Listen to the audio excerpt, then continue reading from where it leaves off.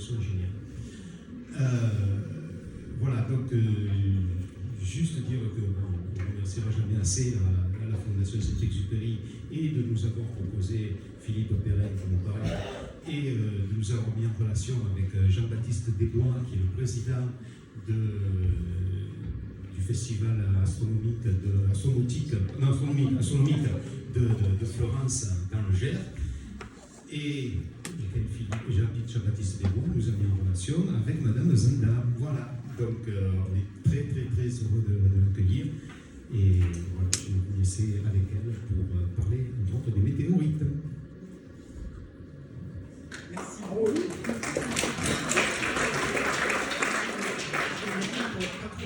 Voilà. Donc bonjour à toutes et à tous. Voilà.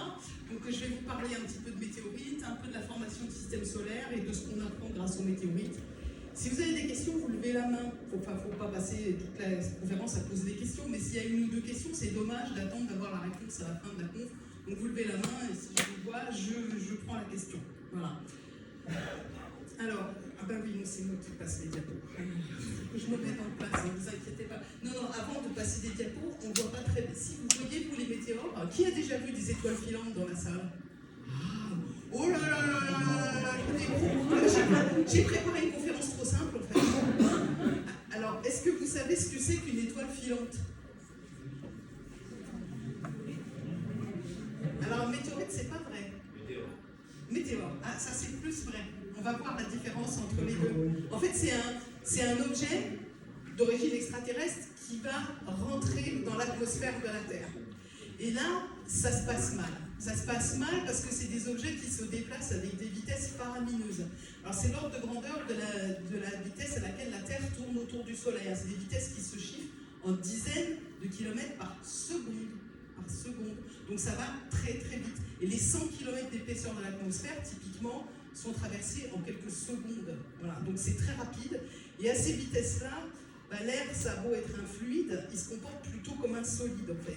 Et donc l'objet comprime l'air de manière extrêmement violente. Cet air qui est très comprimé s'échauffe brutalement. Il est porté à des températures qui sont plus chaudes que la surface du Soleil. Et il se met à briller, et c'est ça qu'on voit. Une étoile filante, c'est l'air très chaud qui entoure un petit caillou qui vient de rentrer dans l'atmosphère. Et cet air très chaud va littéralement digérer le caillou. Donc une étoile filante, en général, le caillou, il fait quoi? Il fait 1 millimètre, il n'atteint pas le sol. Alors où ça commence à se forcer, c'est quand le caillou est plus gros. Alors là, le phénomène devient beaucoup plus brutal, et c'est ce qu'on va voir là. On va en Russie. En 2013, il y a un gros objet qui fait à peu près la taille de cette salle, qui rentre dans l'atmosphère. Alors là, c'est pas juste une étoile filante, c'est un moment beaucoup plus brutal. Ah, alors là, il faut que je vois. Allez-y, passez là. Ce sera plus simple. Donc là, ce sont des vidéos, les gens sont dans leur voiture, ça se passe en Russie, c'est le matin à 9h, et vous voyez là, c'est pas un petit caillou qui rentre, il fait la taille de cette salle, littéralement. Et voilà, il se met à briller vraiment littéralement. Alors ça devient très sombre parce que la caméra fait ce qu'elle peut, elle rattrape. Là, et donc c'est un montage, il y a plusieurs films, ça vient de plusieurs voitures. Et vous voyez, ça devient ultra lumineux, c'est vraiment comme un deuxième soleil en plein jour en fait. Et vous avez les musiques qui sont dans les voitures.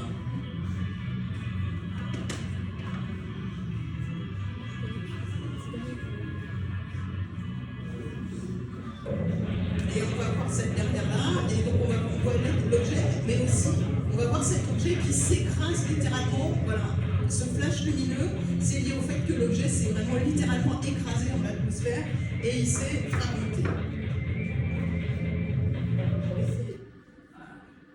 Non, ça je ne sais pas ce que c'est la fin de cette vidéo, la suivante. Voilà, donc l'objet est rentré de manière totalement catastrophique dans l'atmosphère. Et il va donc, c'est ce que je vous disais, l'atmosphère, ça a beau être un fluide, c'est un gaz, il va quand même se comporter comme un solide. Et c'est une expérience que vous connaissez. Alors là, ça va être vraiment pénible. Allez-y, cliquez. Voilà, encore une fois.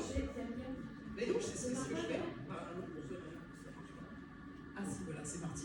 Donc vous voyez, ce petit garçon, il a plongé un peu vite, un peu à plat, il a offert pas mal de surface à la piscine, et il se fait mal. En fait, la météorite, elle fait pareil. L'objet qui arrive, l'objet incident qui arrive, il va faire pareil. Donc il va rentrer dans l'atmosphère. Au début, il est dans le vide interplanétaire, et puis il va se fragmenter. Et chaque bout va être entouré de son halo lumineux, de son gaz extrêmement chaud, et qui va le digérer, donc il va diminuer. Donc c'est cet épisode qui est indiqué, ablation, fragmentation. Et puis quand l'objet rentre de plus en plus profondément dans l'atmosphère, il va arriver dans une zone où il est vraiment suffisamment ralenti pour que le bolide s'éteigne. Donc l'objet, il est toujours là, il est au cœur, il a beaucoup diminué, mais il est toujours là, généralement en plusieurs morceaux. Et là, il va tomber littéralement en chute libre. En fait, pas tout à fait en chute libre, parce que là, en haut dans l'atmosphère, il est soumis au vent, il va se déporter. Il peut se déporter sur quand même plusieurs kilomètres. Voilà.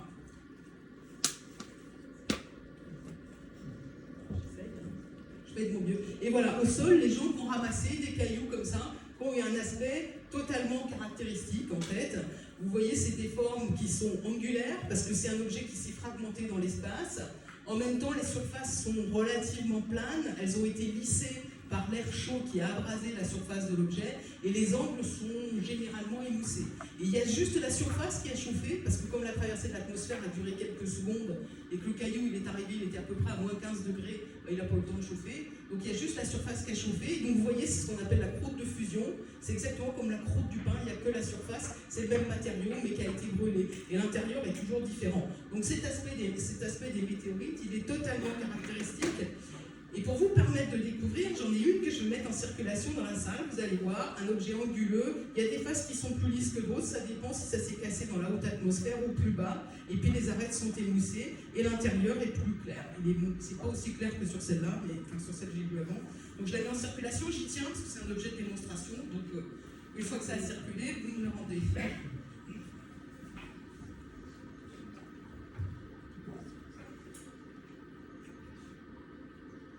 Alors, l'objet qui arrive donc se fragmente, il est cassé, mais au moment où il se fragmente, il va libérer pas mal d'énergie, de son énergie qui est liée à sa vitesse. Et quand cette énergie est libérée, ça fait ce qu'on appelle un choc, un son. Et voilà le choc qui arrive. Donc vous avez vu l'éclair lumineux, il va y avoir un moment où la vidéo est coupée, et là vous avez le choc qui va arriver. Ah oui, les gens sont couchés par terre. C'est un événement vraiment catastrophique. La vidéo suivante... Là, ils sortent de l'usine le matin, ils ont fait la nuit. Voilà. Donc là, c'est quand même un événement assez brutal, on va dire, quand même. Alors, il n'y a pas eu de blessés là. En revanche, la moitié des vitres de la ville de Tcheliabinsk ont été... Alors, on peut revenir une en arrière, s'il vous plaît. La moitié des vitres de la ville de Tcheliabinsk ont été soufflées par l'événement. Là, c'est le théâtre de Tcheliabinsk, le lendemain de l'événement. Moi, j'adore la tête de la femme de ménage. Moi, je commence où? Et en fait, voilà, donc, et les gens qui étaient derrière leur fenêtre, qui avaient vu passer le bolide, et le choc, il est arrivé à peu près 1 minute et demie après, ils étaient encore à leur fenêtre, il y avait eu les restes de condensation dans l'atmosphère. Quand la fenêtre a explosé, ils ont pris les débris de verre dans la figure. Donc il y a eu à peu près 1200 blessés, plus 2 accidents graves. Je sais, une dame a été jetée par terre dans un escalier, s'est cassée la colonne vertébrale, et je crois qu'il y a eu un autre blessé grave à cette occasion-là. Donc c'est pas du tout un événement anodin. Heureusement, c'est un événement relativement rare, on va revenir là-dessus après. Mais il y a eu d'autres événements dans le même genre, en particulier en 1908, toujours en Sibérie, c'est toujours les Russes qui gagnent, ils ont vraiment de la chance. Un autre événement, et là c'était un objet qui faisait 2 fois plus en dimension, en largeur, en diamètre, et donc ça veut dire comme le volume c'est au cube, donc ça fait 10 fois plus, un volume ou une masse à peu près 10 fois plus grand. L'objet, on ne l'a jamais trouvé, il est tombé en Sibérie, mais on est allé sur place 20 ans plus tard, et regardez, les arbres sont couchés autour d'un épicentre, d'un centre d'explosion, sur un rayon de 20 km à la ronde. C'était vraiment un événement ultra catastrophique. Les gens de la ville de Vanavara, qui étaient à 60 km de l'épicentre, ils ont été jetés eux aussi par terre. C'est le même événement que ce qui s'est passé avec l'événement de Tcheliabinsk. Et on a là une carte de l'événement, c'est dans Wikipédia, comme la photo du théâtre de Tcheliabinsk. Donc vous voyez le petit point rouge qui est au centre, c'est sur un rayon de 20 km, la forêt a été détruite. La zone de 100 km de rayon autour, c'est l'endroit où il y a eu des dégâts importants. Et en bleu, c'est le dégradé du bruit de l'explosion. Et vous voyez que l'explosion, elle a été entendue à 1500 km à la ronde. Il y a eu tellement de poussière qui a été dégagée par cet événement qu'à Copenhague, pendant très longtemps, on peut lire son journal à minuit dans la rue, en fait. Et surtout, ce qui est quand même extraordinaire à penser, c'est que le bolide serait arrivé 3 heures plus tard. Comme la Terre elle a cette fâcheuse manie de tourner, sous l'épicentre, ça aurait été la ville de Saint-Pétersbourg. Donc là, je vous laisse à penser ce que ça aurait fait, ça aurait quand même été un événement catastrophique. Alors là, on a parlé de tout petits corps, de petites poussières, on a parlé d'objets métriques, plurimétriques qui donnent des événements quand même assez catastrophiques. Et quand vous avez un objet kilométrique qui arrive, là, il va à peine être ralenti par l'atmosphère et son énergie qui est liée à sa vitesse, il va la libérer brutalement en heurtant le sol. Et là, on a affaire à quelque chose de beaucoup plus catastrophique. On a la formation de ce qu'on appelle un cratère d'impact. Donc le cratère d'impact, c'est pas le trou fait par l'objet, c'est le trou fait par l'énergie apportée par l'objet. C'est comme l'explosion d'une bombe thermonucléaire. Et la cavité fait à peu près un diamètre de 20 fois la taille de l'objet incident. Donc ça, c'est un événement totalement catastrophique. Et ce genre d'événement, en fait, a ponctué l'histoire de la formation du système solaire. Donc on a là une image de la formation de la Lune, la dernière grosse collision au moment de la construction de la Terre. C'est une image que j'aime bien parce qu'elle a été faite par quelqu'un qui est astronome, qui est vraiment la première personne qui a proposé l'hypothèse de l'impact géant pour la formation de la Lune. Mais on sait maintenant que ce genre d'image est beaucoup trop modérée, beaucoup trop simple. Maintenant, on pense que la Lune et la Terre, enfin la future Lune, l'objet incident et la Terre ont fondu partiellement, se sont mélangés, il y a eu tout un ensemble de gaz. Donc c'est vraiment un événement totalement catastrophique. Et alors la Terre, elle n'a pas beaucoup de cratères d'impact parce que sa surface est constamment renouvelée. La Terre, elle fond en surface, il y a la tectonique des plaques, il y a l'érosion. Donc la Terre a une surface qui est constamment renouvelée, donc il n'y a pas beaucoup de cratères d'impact. En revanche, la Lune, qui n'a pas d'atmosphère, le moindre caillou, y compris un caillou millimétrique, il arrive au sol. Et donc la Lune, elle a accumulé les cratères d'impact depuis le moment où elle s'est formée, il y a 4,4 milliards d'années, elle accumule les cratères d'impact, ils s'accumulent. Et vous voyez sur ces deux images, qui sont des images à haute résolution de la Lune, vous voyez qu'il y a des cratères à l'intérieur de cratères, à l'intérieur de d'autres cratères, il y a encore des cratères. Et même les tout petits objets, comme celui-ci, ça c'est une petite bille qui fait 1/4 de millimètre de diamètre, et vous voyez qu'il y a encore un cratère sur cette bille-là. En fait, le moindre objet, comme il n'y a pas d'atmosphère, qui entre en collision avec la Lune, il fait un trou. Et c'est pour ça que la surface de la Lune, elle est couverte de ce qu'on appelle le régolithe, cette poudre très fine, en fait. C'est ce on parle de jardinage cosmique, ce sont tous les impacts qui cassent, qui concassent, qui reconcassent et qui reconcassent la surface de la Lune. Et pour cette raison, évidemment, aller sur la Lune, c'est pas un séjour extrêmement agréable, c'est même assez dangereux. En fait, les astronautes, ils y sont restés quelques heures. Il n'y a pas eu d'accident, il aurait pu y en avoir. Il faut quand même imaginer que leur combinaison faisait 21 épaisseurs. Ça, c'est pour une bonne raison. Encore une fois, un caillou d'1 millimètre ferait un trou de 2 cm. C'est pas particulièrement viable. Voilà. Et à l'occasion de la formation de ces cratères, alors il peut y avoir des petits objets qui tombent, qui jardinent, qui cassent. Et à l'occasion de la formation de ces cratères, il peut y avoir des bouts de la Lune qui partent en orbite et puis qui se circulent dans le système solaire et qui finissent par arriver sur la Terre. C'est comme ça qu'on retrouve des météorites d'origine lunaire. Ce que vous voyez là à gauche, c'est une météorite d'origine lunaire. Et alors là, pendant longtemps, on pensait que c'était pas possible d'arracher des morceaux de la Lune, mais on est allé en chercher, on en a rapporté, on a baissé les météorites, on a pu les comparer, donc on sait maintenant qu'on a des météorites d'origine de la Lune. Alors en fait, qu'est-ce qui se passe? La Terre circule dans l'espace, elle est en orbite autour du Soleil. J'essaie d'avoir voilà. Elle est en orbite autour du Soleil. Là, je reprends sur la conférence de ce matin de Faustin ce matin. Donc, vous avez vu cette représentation du système solaire, elle est très très mauvaise, bien entendu, mais elle a le mérite de montrer l'ensemble des objets qui sont présents dans le système solaire. Et donc, Faustin a balayé l'ensemble des planètes qu'on connaît. Il a parlé un petit peu des petits corps. Ces petits corps ont des surfaces qui sont complètement concassées, qui sont vraiment le résultat du bombardement. Donc là, on a la surface d'un petit corps qui a été visité par une mission spatiale.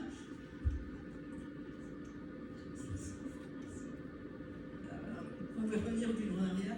Et en fait, la distribution en taille de ces petits corps, hein, le diagramme que vous voyez là, alors ce sont des échelles qu'on appelle logarithmiques, où il y a une progression qui est géométrique, donc ça nous permet de rassembler sur des échelles relativement courtes des objets ont des tailles extrêmement différentes.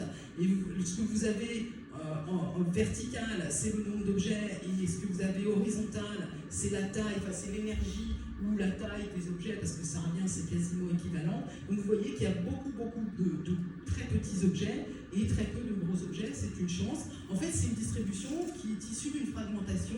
C'est exactement pareil que si je donne un coup de marteau sur un caillou, je vais avoir quelques gros bouts, puis une multitude de petits bouts. Ben, c'est exactement la même chose. Et ben, dans l'espace, entre les planètes, là, il y a des objets qui se promènent. Alors, il n'y en a pas tant que ça, mais il y en a. La plupart sont confinés, Dieu merci pour nous, dans des ceintures bien précises, en particulier la ceinture principale des astéroïdes entre l'orbite de Mars et l'orbite de Jupiter. Mais il y en a quelques-uns qui se baladent, et puis la Terre peut les rencontrer. Et d'ailleurs, c'est comme ça qu'on les connaît, c'est parce que comme quand la Terre les croise, ils rentrent dans l'atmosphère nous sert de détecteur, et c'est grâce à la détection par l'atmosphère qu'on a une très bonne idée des objets qui se promènent. Il y a ceux qu'on observe avec nos télescopes, mais notre meilleur détecteur, ça reste l'atmosphère de la Terre.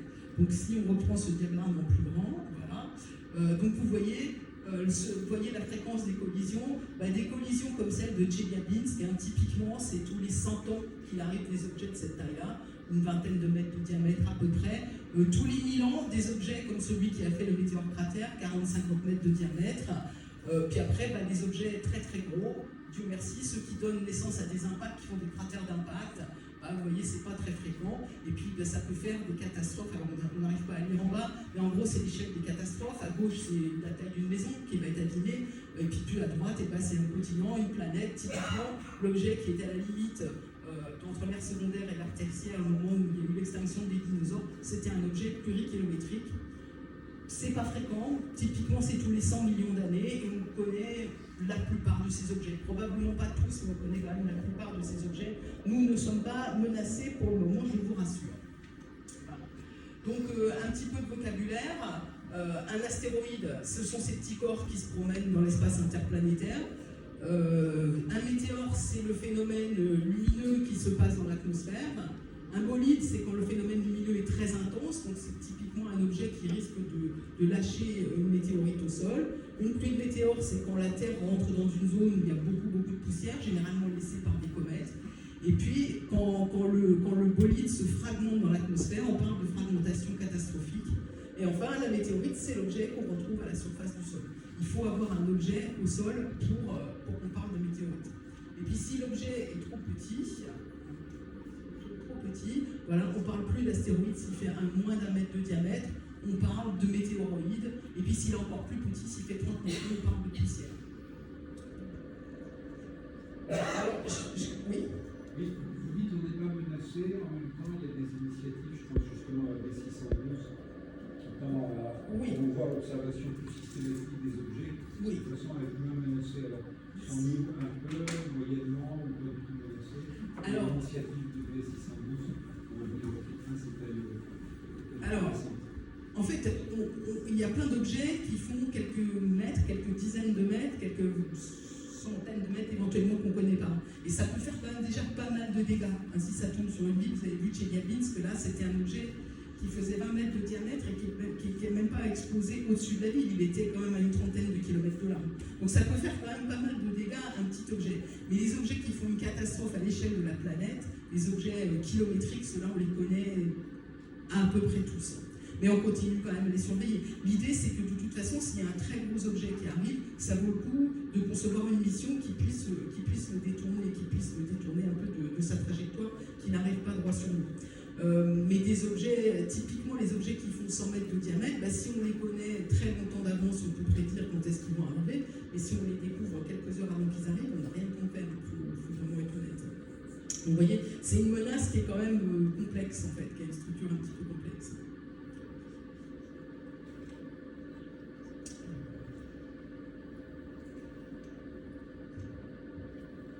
Voilà, alors je vais aborder assez rapidement les aspects historiques. Comme ici, on est vraiment dans un lieu historique, j'ai voulu quand même en parler un petit peu, mais je vais plutôt me concentrer sur la science et sur comment on recherche les météorites. Mais pendant longtemps, ça a été des objets de croyance. Hein, ça, c'est une monnaie romaine avec une pierre réputée être une météorite. Et puis surtout, les météorites, ont longtemps été considérées comme des présages. Donc là, c'est la chute de la météorite la plus ancienne connue en Europe et qui a été conservée, qui est tombée en 1492 à Ensisheim. Et le recteur de l'académie de Bâle, Sébastien Brand, qui est aussi connu comme poète, a essayé d'utiliser l'événement pour inciter le roi Maximilien d'Autriche, à ce moment-là l'Alsace dépendait de l'Autriche, à partir en guerre contre le roi de France qui lui avait fait des misères. Donc il a édité ce qu'on appelait des feuilles volantes. En fait, c'est vraiment les premières trappes de l'histoire. Hein. Ça faisait pas longtemps que l'imprimerie fonctionnait, qu'il n'y avait pas tant de gens que ça qui savaient lire. Donc il y avait un poème qui expliquait ce qu'il fallait faire. Et puis surtout, il y avait une représentation de l'événement. Voilà. Donc on voit à gauche la ville d'Ensisheim, au loin il y a la ville de Battenheim qu'on voit qui est derrière, et on voit l'objet. Alors moi ce que j'aime bien, c'est que la pierre, elle est représentée à la fois dans l'espace et au sol, pour qu'on comprenne qu'elle s'est déplacée, avec des rayons lumineux qui l'éclairent, et qu'on a des nuages qui sont censés représenter le roulement de tambour qui est lié vraiment aux bruits qui sont faits par l'arrivée de la météorite. Et puis vous avez deux personnes qui sont là. Dans la réalité, c'était un petit berger qui était tout seul, qui a vu ça. Voilà. Donc vous avez une représentation de l'événement. Moi j'aime bien, c'est aussi la première BD de l'histoire, parce que les gens se posent vraiment la question de savoir comment est-ce que je fais comprendre que cet objet s'est baladé. Donc c'était pour les gens d'Ensisheim, c'était un bon présage. Et d'ailleurs, le roi Maximilien a obtenu une réparation partielle des misères que lui avait fait le roi de France.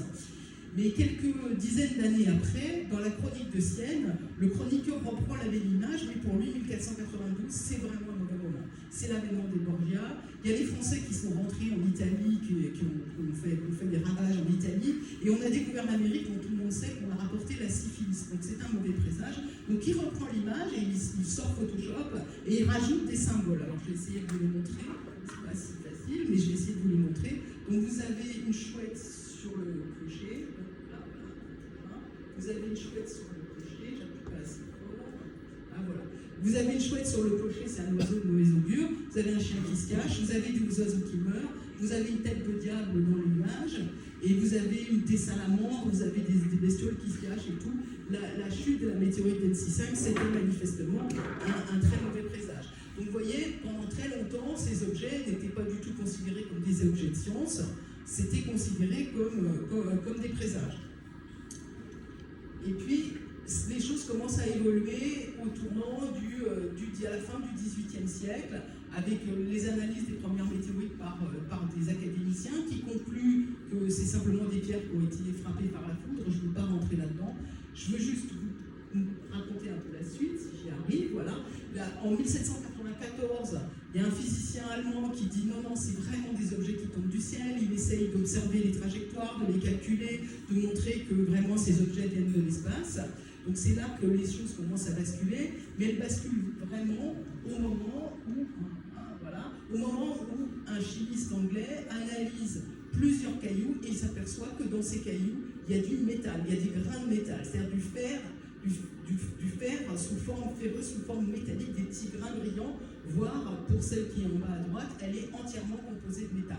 Or, dans les roches de la Terre, on n'a pas l'habitude de voir du métal, donc ça établit que ces objets qui sont réputés tomber à des endroits complètement différents, des époques complètement différentes, ils ont cette caractéristique commune, donc ça veut dire qu'il y a quelque chose qui s'est vraiment passé.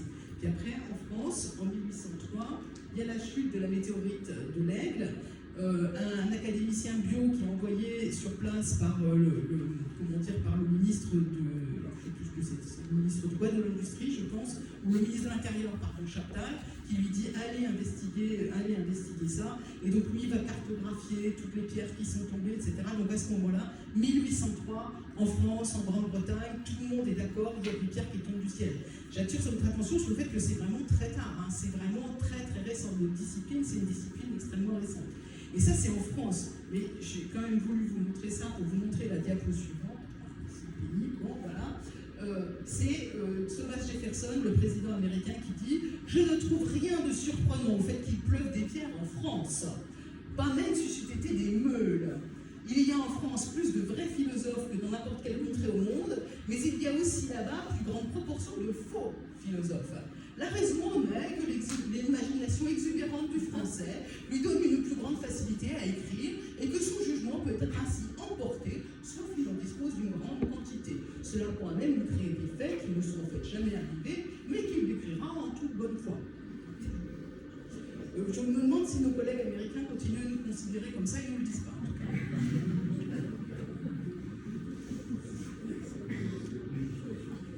Voilà, alors maintenant on va aborder la partie plus scientifique, mais je veux bien la diapo suivante. Voilà, cliquez encore une fois. Voilà. Donc pourquoi est-ce qu'on étudie les météorites? Qu'est-ce qui nous intéresse dans ces objets-là? Alors je vous ai dit tout à l'heure, tous ces objets, ils ont une caractéristique commune. Non, c'est pas bon ça. On peut revenir, alors je ne sais pas où on est là. Je sais pas où on est. Voilà, alors la diapo d'après.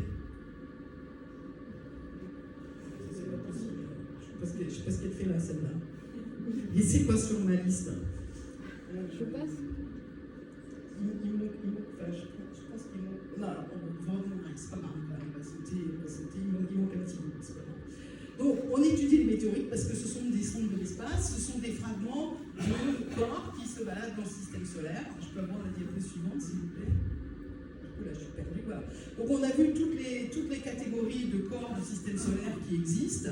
On a vu qu'il y avait des planètes, on a vu qu'il y avait des astéroïdes. On a des sondes qui sont allées sur à peu près, qui ont visité, au moins en orbite, la plupart de ces objets, toutes les planètes, beaucoup de satellites, quelques astéroïdes ont été visités par nos sondes. En revanche, il y a très peu d'objets sur lesquels on a été capable d'atterrir jusqu'à présent. La Terre, la Lune, alors je ne le vois pas, mais c'est pas grave. Vénus, on a posé une sonde qui n'est pas restée très longtemps. Mars, quelques astéroïdes et un satellite aux planètes géantes, et puis une comète. Donc ça fait 9 corps sur lesquels on a pu se poser et éventuellement récupérer des objets. En fait, on n'a pas rapporté d'objets de tous ces corps-là. On a des échantillons évidemment de la Terre, en veux-tu en voilà. De la Lune, on a rapporté 380 kg d'échantillons. Et puis sinon, il n'y a que 4 autres corps dont on est à l'heure actuelle des échantillons. Il y a 3 astéroïdes. Le premier, on a rapporté vraiment des microgrammes. Le deuxième, quelques grammes. Le troisième, maintenant, c'était il y a 2 ans, 120 grammes. Et puis, on a aussi quelques nanogrammes d'une comète. Donc, tout ça, c'est vraiment des quantités extrêmement faibles. Alors, ça ne veut pas dire que dans 10 ans, 20 ans, 30 ans, on n'exploitera pas les astéroïdes. Et pour le moment, vous voyez qu'on en est très loin, puisque rapporter 120 grammes, ça a quand même été toute une affaire. Voilà. Avec les météorites, on a des échantillons de la Lune. On a autant d'échantillons de la Lune que ce qui a été rapporté. On a des échantillons de la planète Mars. On a beaucoup d'échantillons d'astéroïdes. C'est la grande majorité de ce qui est dans nos collections. Et on a probablement, avec les micrométéorites, des échantillons de comètes qui nous parviennent aussi au sol. Voilà. Et en particulier, donc, on a toute une série de météorites d'origine martienne qu'on a étudiées pendant très longtemps. Et puis récemment, on a trouvé une nouvelle météorite, alors il y a 14 ans maintenant, 15 ans, pardon, on a trouvé une nouvelle météorite qui est d'origine martienne, qui ressemble à aucune des autres, c'est celle qui est sur la droite là. Et en fait, d'étudier ce caillou, ça nous a permis vraiment de contribuer à remettre en cause vraiment notre vision de la géologie de la surface de Mars, parce que cette météorite est totalement particulière. Alors il y a aussi bien sûr le travail des rovers, il y a aussi ce qu'ont vu les orbiteurs, c'est un ensemble de choses qui ont contribué, mais depuis une dizaine d'années, notre vision de la surface de Mars, qu'on pensait être des laves très calmes, quelque chose d'éteint où il ne se passait rien, on a compris qu'il y avait eu certains phénomènes géologiques qui s'étaient déroulés à la surface de Mars. Et il y a 2 ans maintenant, on a un étudiant qui a soutenu une thèse à partir de ce caillou-là. Vous voyez, ça permet vraiment de faire de la géologie de ce qui se passe dans les autres planètes. Voilà, donc ce sont des sondes de l'espace et ce sont aussi des sondes du temps. Donc là, maintenant, on voyage dans le temps et c'est une représentation faite toujours par ce même astronome, Bill Hartmann, qui nous avait fait la peinture de tout à l'heure. On voyait la collision entre la Terre et la Lune. Et donc là, il représente le système solaire en formation. On est dans un disque de poussière et de gaz qui tourne autour du Soleil. Donc vous voyez le Soleil qui est au centre et puis qui est protégé. Il ne nous éclaire pas trop, il ne nous éblouit pas trop parce qu'il y a la poussière et le gaz qui tournent autour. Et nous, on est là-dedans.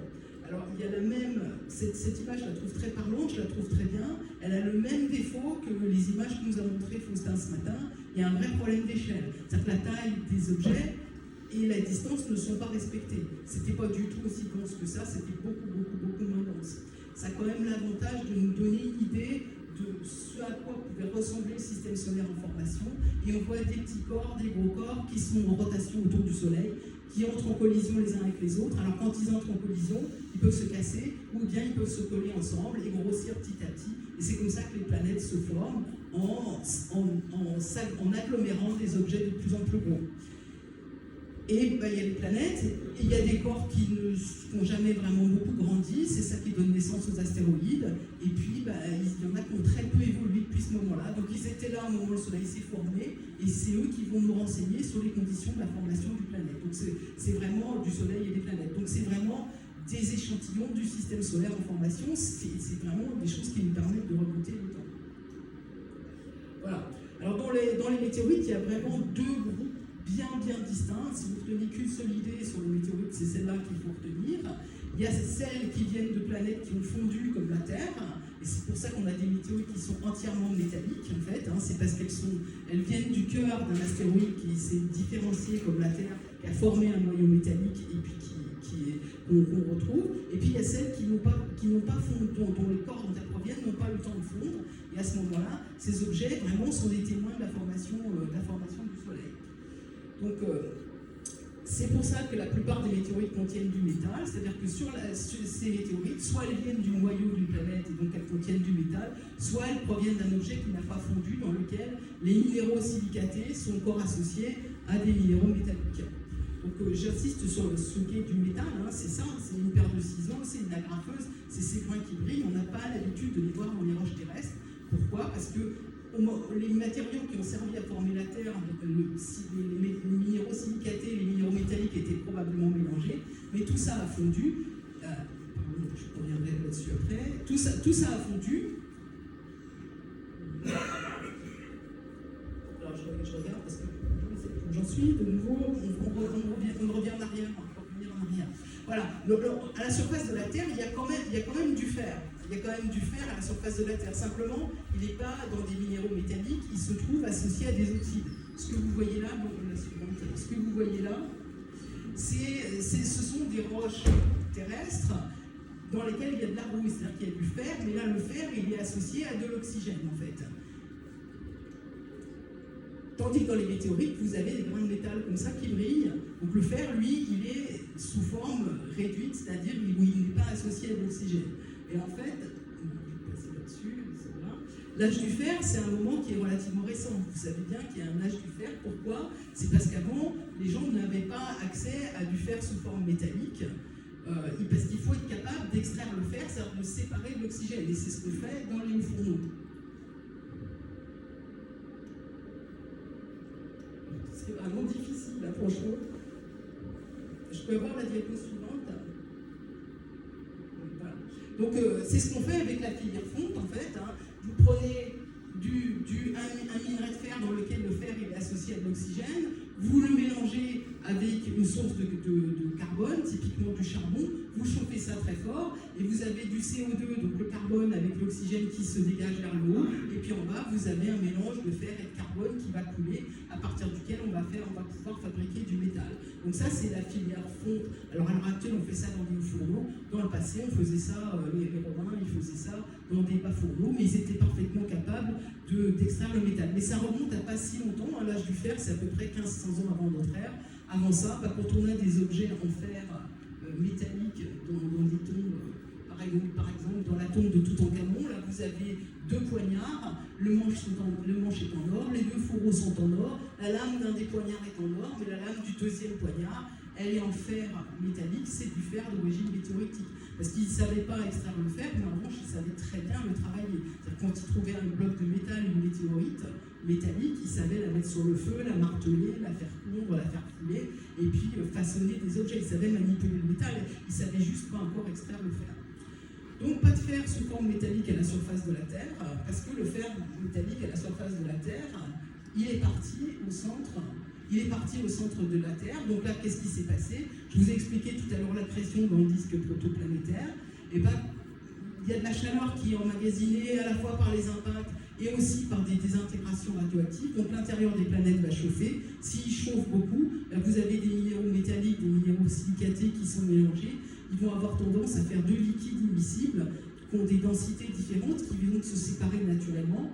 Et le liquide métallique va couler au centre, c'est ce qu'on a sur la troisième image, différenciation, tandis que les liquides silicatés les plus légers vont s'épancher en surface pour donner naissance à des basaltes. Et le fait que des liquides de densités différentes se séparent, vous le connaissez bien, c'est ce qu'on voit avec l'huile et le vinaigre, c'est ce qu'on a aussi dans les cocktails. Ah ben non, je ne l'ai pas, c'est pas grave, voilà. C'est ce qu'on a aussi dans les cocktails. Vous avez les liquides les plus denses qui sont en bas, les liquides les plus légers qui sont en hauteur. C'est ce qui s'est passé dans la Terre. Le liquide métallique, il a coulé au centre de la Terre. C'est pour ça que la Terre a un noyau métallique. Et donc le fer qui reste à la surface de la Terre, c'est seulement s'il est dans des minéraux plus légers associés à de l'oxygène.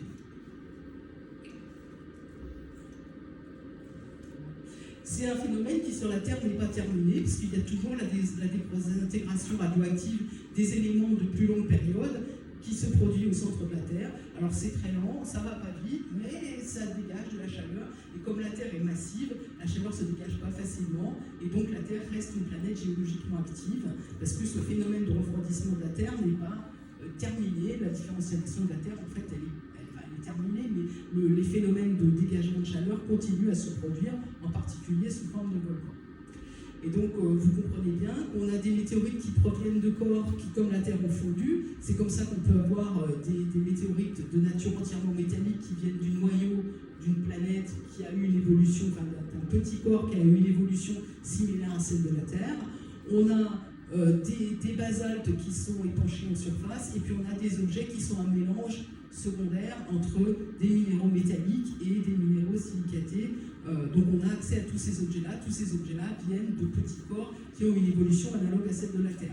Alors ils sont intéressants à étudier parce qu'ils nous renseignent sur l'évolution interne des planètes. Il faut bien se rendre compte que nous, on n'ira jamais au centre de la Terre. C'est beaucoup trop chaud, beaucoup trop loin, beaucoup trop solide. Il n'est pas question qu'on aille au centre de la Terre. On a des idées sur ce qui se passe au centre de la Terre parce qu'on a les ondes sismiques qui font comme une échographie, qui sont à l'intérieur de la Terre, donc on a une idée de la densité, on a des modélisations, on fait des expériences, on a plein d'idées sur ce qu'il y a au centre de la Terre, mais les météorites sont aussi une source de renseignement sur ce qui peut se passer à l'intérieur de la Terre. Donc ces corps-là nous renseignent vraiment sur l'évolution interne des planètes. Mais à côté de ça, donc il y a des corps, il y a des météorites, qui proviennent de petits corps dont l'évolution a avorté. Probablement parce qu'ils sont formés assez tardivement et qu'il n'y avait plus assez d'énergie dans le système pour qu'ils puissent aller jusqu'à la fusion. Et dans ces corps-là, on retrouve donc des minéraux métalliques, des minéraux silicatés et puis des objets vraiment intéressants qui nous renseignent vraiment sur les premiers instants du système solaire et sur le disque protoplanétaire. Donc ils contiennent du métal, ils contiennent aussi plein de petites billes, en fait, qu'on appelle les chondres. C'est ça qui donne leur nom à ces objets qu'on appelle les chondrites, les météorites primitives. Elles sont faites de l'accumulation de petites billes de taille à peu près triée quand même. Typiquement, là, ça c'est un objet où les billes les plus grosses doivent faire à peu près 1 mm et les plus petites 1,5 mm à peu près. Bon, il y a une certaine variation, mais enfin c'est à peu près comme ça. Et là, c'est une vue microscopique électronique à balayage où on voit le relief. Et vous voyez, c'est des petites billes qui sont collées les unes avec les autres qui font l'essentiel de la matière de cet objet-là. Alors, ces petites sphérules, là, on les voit par transparence. C'est un vitrail en fait, qu'on a fait dans une météorite. C'est une petite tranche de roche qui fait 30 microns d'épaisseur, donc qui est très fine, et qu'on regarde en transparence dans un microscope. Et puis, on a traité la lumière, elle est polarisée, analysée. Ça donne des couleurs caractéristiques aux minéraux, ça nous permet de les identifier. Et ce que vous voyez, c'est que cette roche, elle est faite de petites tranches de sphérules là, qui sont collées les unes avec les autres. Et puis, bon, si on en regarde une, celle-là, voilà, c'est vraiment l'image d'épinal du gondre. Vous voyez, il y a une variété de minéraux au centre. Les minéraux qui sont autour, vous voyez, ils sont un peu plus concassés, ils n'ont pas tout à fait le même aspect. Ça, c'est vraiment l'aspect vraiment caractéristique. Alors, ça fait 200 ans qu'on les a découverts quand on a regardé la première lame de météorite qu'on a mise dans un microscope. Depuis, on ne sait toujours pas vraiment comment ça s'est formé, ces objets-là. C'est vraiment un gros sujet de discussion dans notre discipline. Est-ce qu'ils sont faits avant les planètes? Leur formation est à l'origine de la formation des planètes? Est-ce qu'au contraire, c'est qu'on passe plutôt de ce côté-là maintenant, c'est des objets qui sont formés à partir de planètes qui sont rentrées en collision les unes avec les autres? À l'heure actuelle, on ne sait pas ça. Simplement, on sait que c'est des petites sphérules parce que c'était des objets qui ont été chauffés, qui ont fondu, qui étaient liquides en microgravité, et donc à ce moment-là, ce qui domine, c'est comme dans une bulle de savon, c'est des forces de tension superficielle, et donc ça se met en boule, un liquide se met en boule. Et ça fait longtemps qu'on sait que c'est ça, hein, parce que le capitaine Haddock avait déjà fait l'expérience avant même qu'on soit allé dans l'espace. Son whisky s'est mis en boule. Les astronautes dans la station spatiale, je ne l'ai pas laissé, ce film-là, il y a des très jolis films où ils font partir leur jus d'orange ou leur boule d'eau, qui se baladent et qui font. Bah, vous avez dû le faire, Philippe, j'imagine, vous amusez à ce genre de choses. Je l'ai fait avec de la vodka parce que les Russes scolaires avaient le cas médicinal. Ah, d'accord. Voilà. Donc il s'est mis en boule aussi, j'imagine. Il s'est mis en boule, exactement comme ça. Voilà. Donc c'est vraiment classique. Je me rends compte que j'avais une question. Quand on trouve une pierre, si elle n'est pas brûlée, c'est pour quand même être une météorite. Comment est-ce qu'on peut savoir qu'elle porte du métal? Est-ce qu'un aimant peut l'aider? Alors, un aimant, ça marche très bien, mais nous, on ne veut pas que les gens utilisent des aimants. Je vous en parlerai après dans le programme Frigo Logiciel. On a conçu un petit appareil qui permet de mesurer le magnétisme et la conductivité. Donc, on en parlera de ça si vous voulez. Et bien sûr, un aimant, ça détecte. Après, la magnétite aussi, ça attire l'aimant, tandis que le métal, il est conducteur. Donc, c'est pour ça que nous, notre petit appareil, il mesure à la fois la conductivité et la susceptibilité magnétique. Donc, ça permet de voir ça. Une météorite qui tombe au sol, elle a forcément traversé l'atmosphère, elle a forcément une courbe de fusion.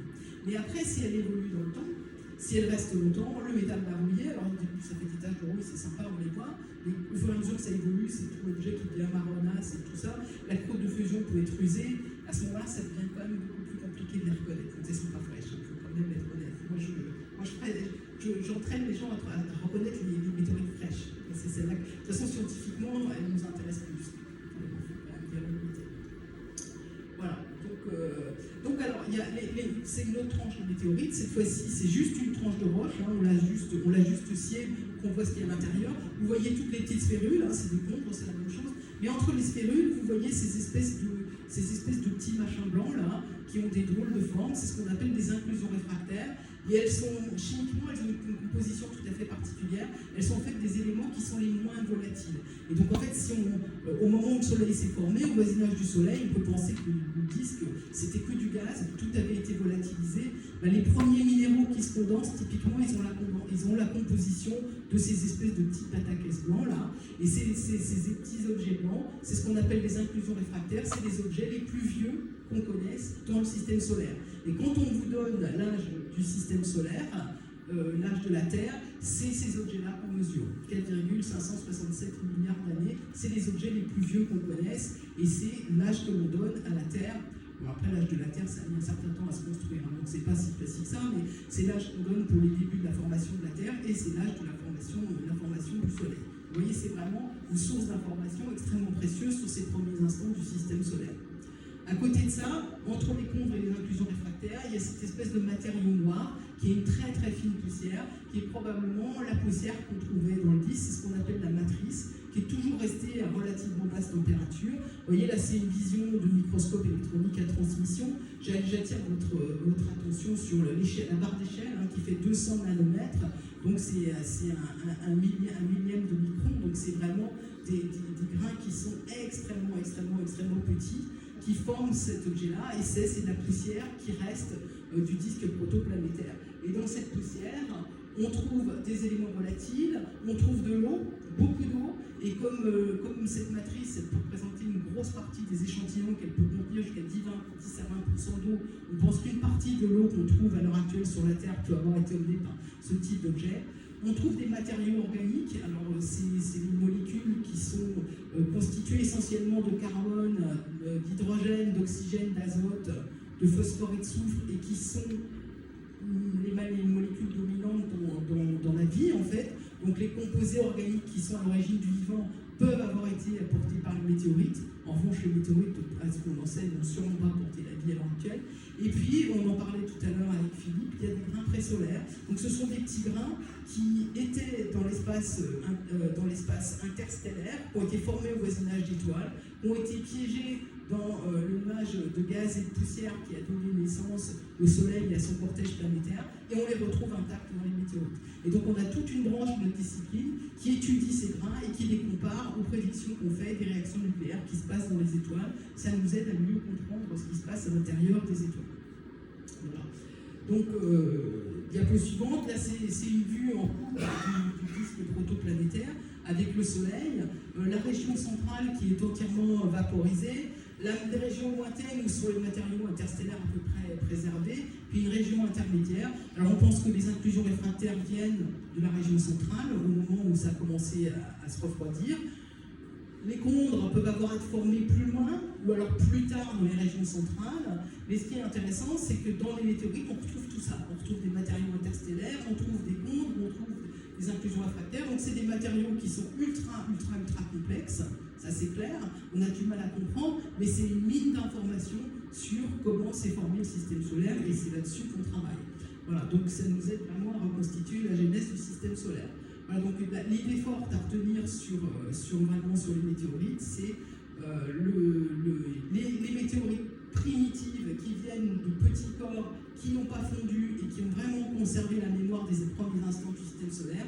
Et puis à côté de ça, des météorites qui viennent de petits corps qui ont une évolution interne comme celle de la Terre et qui nous renseignent sur la géologie de ces corps, sur leur évolution interne et en particulier sur l'évolution interne de la Terre. Je vais passer à un sujet un petit peu différent, les programmes Fripon et Vigiciel pour rechercher et pour conserver les météorites en France. Alors là, ça c'est une simulation de terrain. Voilà. Donc les spéciales sont là, je crois.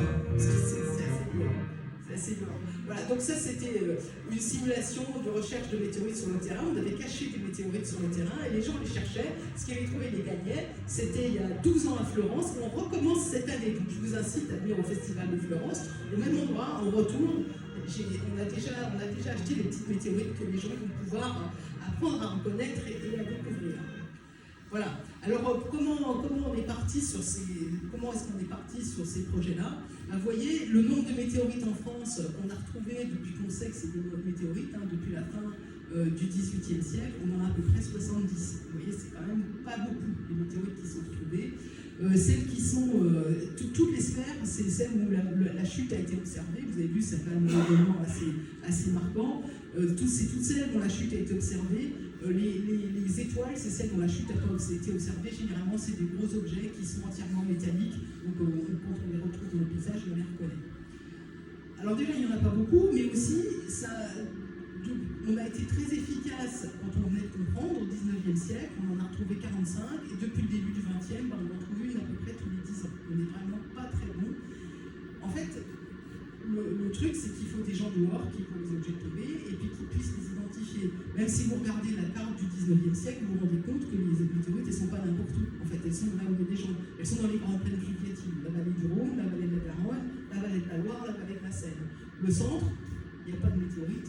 Le nord, il n'y a pas beaucoup de météorites. Alors je pense que ce n'est pas le problème qu'il n'y ait pas de gens, mais je pense que c'est un problème de visibilité du ciel, de luminosité. Je pense que c'est ça le problème. Et donc voilà. À l'heure actuelle, on n'en retrouve plus, manifestement, on en retrouve 10 fois moins qu'au 19e siècle. C'est pas qu'il en tombe moins, c'est qu'on est moins efficace pour les retrouver. Donc, du coup, on est parti. C'est à ce moment-là que j'ai fait la connaissance d'astronomes à l'Observatoire de Paris et qu'on s'est mis d'accord pour faire deux programmes. Un programme, installer des caméras en France pour surveiller les entrées atmosphériques et puis faire appel au public avec un programme de sciences participatives pour qu'il nous aide sur le terrain à retrouver les météorites, comme ça s'est d'ailleurs toujours fait par le passé. Donc c'est le programme Fripon de détection des objets et le programme Vigiciel de recherche de sciences participatives et de recherche de météorites sur le terrain. Alors très brièvement, je vous présente le programme Fripon. En France, c'est une centaine de caméras qui sont installées plutôt dans les villes, puisqu'on veut voir quand même des phénomènes assez brillants. On n'a pas besoin d'avoir un ciel extrêmement pur. Et puis, le programme s'est étendu en Grande-Bretagne, en Italie, en Roumanie, dans différents pays. On a une centaine de caméras en France. Il faut qu'un objet ait été observé par au moins 3 caméras pour pouvoir trianguler, reconstituer vraiment son orbite, à savoir d'où il vient et savoir aussi où il est tombé. Quant au programme Vigiciel, il comporte trois volets. Un volet pour surveiller les météores qui signalent l'arrivée de météorites, aller chercher les météorites sur le terrain, et aussi, je ne vais pas du tout insister là-dessus, mais un programme pour rechercher sur des images satellitaires les cratères d'impact à la surface de la Terre, puisqu'on en manque. Donc dès le départ, c'est un programme qu'on a conçu, comme l'idée c'est de chercher des météorites en France, c'est de s'appuyer sur des gens en France. Donc on a tous les relais, tous les endroits où il y a des caméras Fripon, évidemment, c'est des relais naturels du programme. Et on a aussi un certain nombre de relais qui sont plutôt des relais pédagogiques qui nous ont aidés à monter le programme et qui disposent de matériaux pédagogiques. Et c'est avec eux qu'on a construit le programme dès le départ, en fait. On a travaillé en réseau à l'échelle de la France. Et là, ils sont tous à Paris au mois de février, on vote, c'est pas comme ici aujourd'hui. Et c'est avec eux qu'on a discuté de comment on allait établir ce projet, faire en sorte que les gens puissent participer, former les citoyens à reconnaître les météorites, etc. Donc on a travaillé avec eux dès le début, on leur a fourni des outils pédagogiques. Alors on a fait 23 séries de 4 x 10 comme ça, qu'on a réussi à faire financer et qu'on a distribué. Alors au départ, on voulait en mettre un par région, les anciennes régions de la France. En réalité, vous voyez, elles ne sont pas réparties de manière parfaitement homogène. Parce que pour avoir une liste, il faut qu'il y ait un centre de culture scientifique qui ait envie de les utiliser et de s'en servir. Il y a un livret d'activité qui va avec. On leur met à disposition des vidéos, ça c'est une vidéo, elles ne tournent pas en vidéo, des expositions itinérantes, on leur assure des formations. Là, ils sont en train d'apprendre à reconnaître des cratères. En haut, vous voyez, ils viennent au muséum, ils sont venus un certain nombre de fois. Tous les gens qui sont dans ces relais viennent régulièrement, on échange avec eux, on les forme, on leur apprend à reconnaître les météorites. Là, en 2019, on a fait la première réunion du réseau à la Cité des Sciences. Et là, on a fait des animations tout public. Tous les relais faisaient des animations en utilisant les outils mis à leur disposition. Chacun a sa sauce et ils pouvaient échanger. Ah, toi, tu fais comme ça, oui, moi, je fais ça, je fais comme ci, comme ça. Donc, c'était vraiment très riche. Et puis, on a essayé de les réunir tous les 2 ans, en fait. Voilà. Et maintenant, je vais conclure cette présentation en vous parlant de l'histoire de la recherche des fragments de l'astéroïde 2023 CX1, parce que c'est une histoire qui est quand même assez sympa. Donc ça commence le 12 février. Pardon? Oui? Juste une question, comment on va reconnaître les cratères? C'est des cratères anciens. Oui, bah oui, parce qu'il y a. Oui, bien sûr, bah oui, mais ça. Oui. Tout à fait, il y a un cratère récent, on sait, on l'a reconnu celui-là.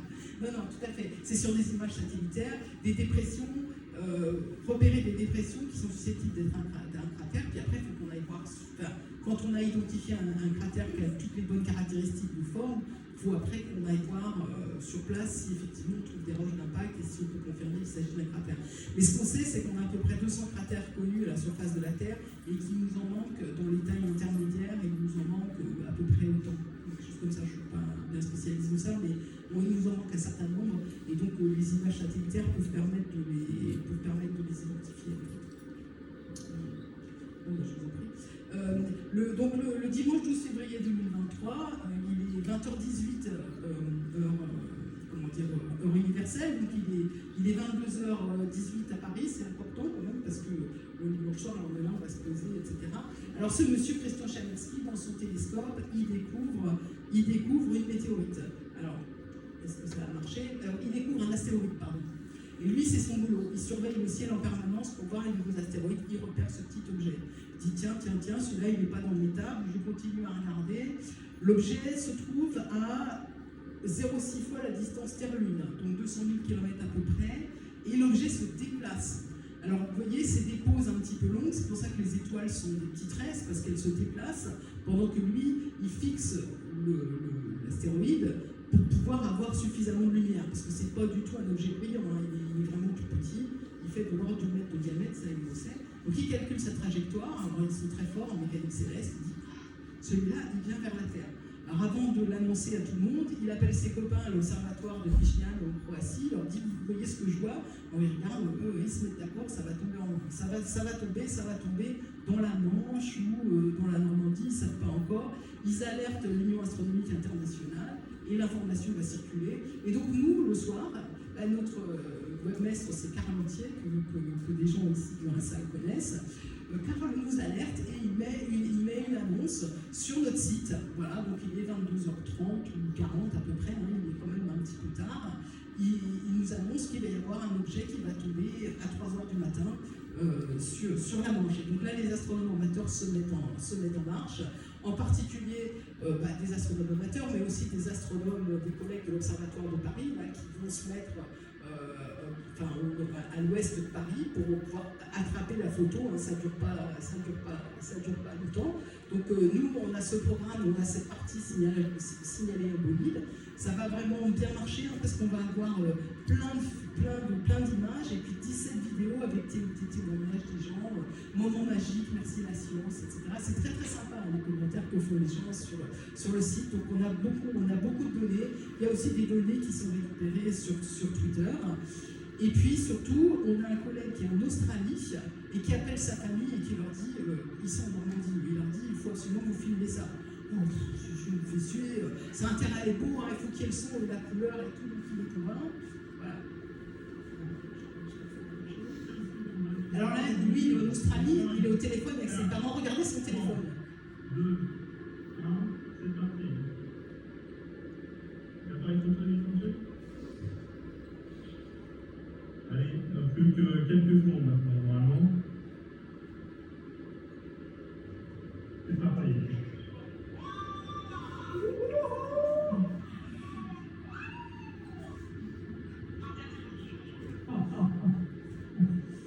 On va voir le film qu'ils ont vu, enfin on va voir le film de ce qu'ils ont vu. Voilà l'objet qui se déplace. Il est répété plusieurs fois, hein. C'est quand même assez spectaculaire. Alors malheureusement, on n'entend pas le mouvement à ce moment-là. Voilà. Mais en fait, ce qui est intéressant, c'est qu'à partir de ce film, on a extrait une image qui est l'image la plus précise qu'on ait de la fragmentation de ces objets. Et chacun, je ne vais pas parler de ça en détail tout à l'heure, mais chacun des bouts là qu'on voit, on a à peu près identifié où est-ce qu'il est tombé. Et on les a à peu près tous retrouvés, sauf le plus gros. C'est quand même assez rigolo en fait. Voilà, donc on a aussi un signal acoustique que je ne vais pas du tout là-dessus. Et puis évidemment, le réseau logiciel se met en marche et on est sur le terrain.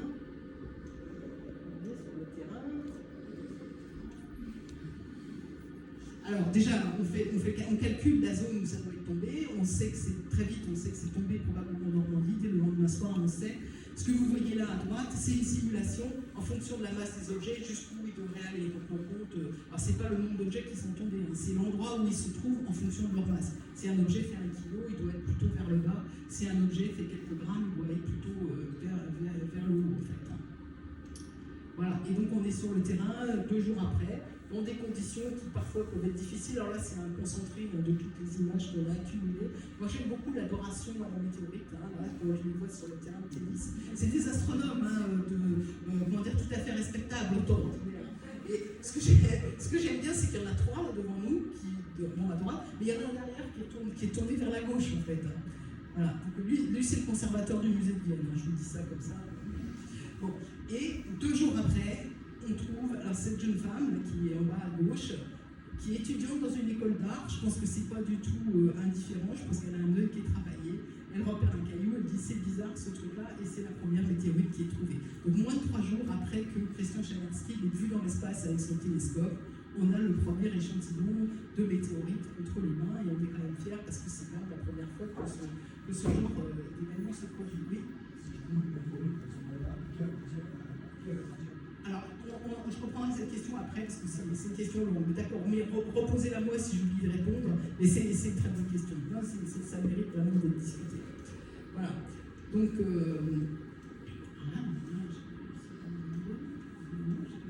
peux voir la suivante, s'il vous plaît.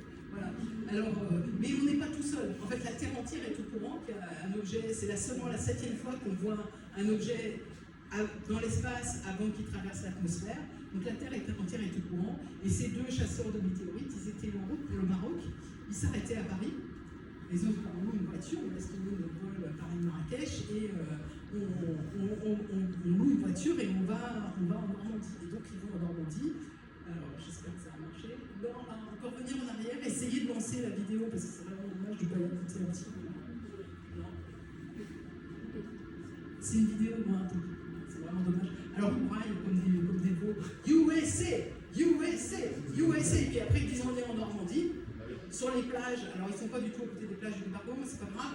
Et ils expliquent que c'est là où l'Amérique a sauvé la France déjà une première fois. Et là, ils vont sauver la France parce que comme le caillou il a été retrouvé tout de suite, il ne va pas rouiller. Donc vraiment, ils nous sauvent littéralement la vie. Donc ils sont super fiers, etc. Alors, ils nous annoncent Elle est encore mouillée parce qu'on vient de la laver. Alors il n'y a rien de plus corrosif sur une météorite que de l'eau, surtout de l'eau du robinet avec de la javel dedans. Puis en plus, 620, elle est encore mouillée, donc on est vraiment super content. Voilà. Et puis donc leur vidéo, elle dure 6 minutes. Donc, moi je l'avais raccourci, j'en ai fait un petit extrait qui dure 40 secondes. Puis ce qu'ils disent pas, c'est qu'une fois qu'ils ont fini de faire leur vidéo, ils mettent le caillou dans une boîte et ils l'envoient aux États-Unis au gars qui est chargé de l'acier en tranche pour qu'il soit vendu à la découpe. Il faut quand même le dire. Or, c'est le plus gros bout préservé de cette météorite-là qui a été retrouvée. C'est le plus gros bout préservé, c'est ce qu'on appelle la masse principale. Voilà, alors, diapo suivante. Donc nous, on cherche pendant une quinzaine de jours après. Et puis, comme il y a des gens, il n'y a pas que les Américains, il y a des Polonais, des Allemands, il y a des gens qui viennent d'un peu partout, etc. Au bout d'un moment, parce que nous, on demande des permissions avant d'aller chercher. On va pas, nous, on n'est pas des bandits, on présente le muséum, l'Observatoire de Paris, le Supitias, l'Université Paris-Saclay. Donc, on identifie qui sont les propriétaires du terrain, on leur demande la permission d'aller chercher. Ce qui est très compliqué, hein, parce que le cadastre et tout, c'est pas du tout simple. Et identifier les gens, c'est très compliqué, donc on perd beaucoup de temps. Vous voyez que les chasseurs de météorites indépendants, eux, ils n'ont pas ce travail à faire. Puis ils se répandent partout. Donc les gens ne sont pas très contents, donc il y a des panneaux qui commencent à fleurir. Recherche de météorites interdite. Voilà, alors on a une couverture médiatique absolument incroyable à l'occasion de cet événement. Et ce qui nous rend quand même le plus fiers, c'est d'avoir fait la couverture du journal de Mickey. Voilà. Et au bout du compte, nous, les équipes Vigiciel, le réseau Vigiciel, on a retrouvé une douzaine d'échantillons. Et on est assez contents parce qu'elles viennent vraiment de différents endroits de l'ellipse de chute. Donc il y a des tout petits bouts qui sont en haut à gauche et des relativement gros bouts qui sont en bas à droite. Et ça, c'est vraiment intéressant parce qu'on espère que ça vient d'endroits différents à l'intérieur du caillou et que ça va nous donner des renseignements sur la géométrie de l'objet et comment il s'est fragmenté dans l'atmosphère. On est retourné sur place pour faire une conférence, atelier de reconnaissance des météorites par la suite. Voilà. Et alors, je sais que vous avez cette question, qui est devenue la météorite américaine? Et bien écoutez, ce monsieur nous contacte 3-4 jours après, 5 jours après. Il est collectionneur de météorites, chasseur de météorites indépendants, et il trouve que si le plus gros bout préservé de cette météorite, c'est quand même une catastrophe. Donc il l'a acheté au marchand. C'était toute une affaire pour le rapatrier parce qu'elle était partie, c'était un caillou dans une boîte, mais elle est revenue, elle avait une valeur marchande. Donc nous, on ne voulait pas payer des frais de douane sur un objet qui était quand même très très cher, donc ça a été très compliqué. Mais elle est actuellement déposée au muséum et là, on est à l'inauguration de la vitrine. Ce que vous voyez au-dessus de ma tête, hein, c'est la météorite trouvée par les Américains et c'est donc le monsieur à gauche là qui l'a acheté. On a inauguré cette vitrine, c'est assez sympa. Donc il était là. Il y a le maire de la ville du village de Saint-Pierre-le-Vigier, il y a le président de la Comcom et surtout il y a la propriétaire du terrain parce qu'évidemment on ne va pas mettre dans nos vitrines une météorite qui a été volée chez quelqu'un sans lui demander son avis. Donc la propriétaire du terrain était là. Loïs, la jeune femme qui a trouvé la première météorite un peu plus petite qu'on a trouvée et la vitrine là, qui permet de montrer, de mettre ces météorites en avant. Voilà. Je vais passer très vite sur la suite parce que c'était l'inauguration de notre réunion là. Donc c'était en juin 2023, le caillou a été trouvé en février 2023, donc on est tous assez contents, assez surexcités. Je vais passer la suite, hein. Je reviendrai là-dessus s'il y a des questions, parce que c'est un peu sur la science qu'on a faite à partir de ce bullet, je pourrais revenir sur les questions. Simplement, tout ça, ça a donné naissance quand même à une publication dans laquelle il y a des astronomes qui observent dans l'espace, des astronomes qui observent l'atmosphère, des gens qui font de la géologie, de la recherche sur le terrain, des études scientifiques, et donc on a cette publication qui a été menée par cette jeune femme qui est sortie il y a quelques années. Voilà, je vais passer là-dessus. Comme ça, je reviendrai là-dessus si j'ai des questions. Voilà, simplement, je vous remercie de votre attention. Avant de quitter, donc, je voulais vous inciter à venir au Festival d'astronomie de Florence, hein, qui va se dérouler du 31 juillet au 7 août, et sur lequel on aura, cette fois encore, un atelier avec un atelier apprendre à reconnaître les météorites, préparer la recherche sur le terrain, une étape recherche sur le terrain, sur les mêmes terrains qu'il y a 10 ans, et puis après un atelier de débriefing. Voilà, je vous remercie.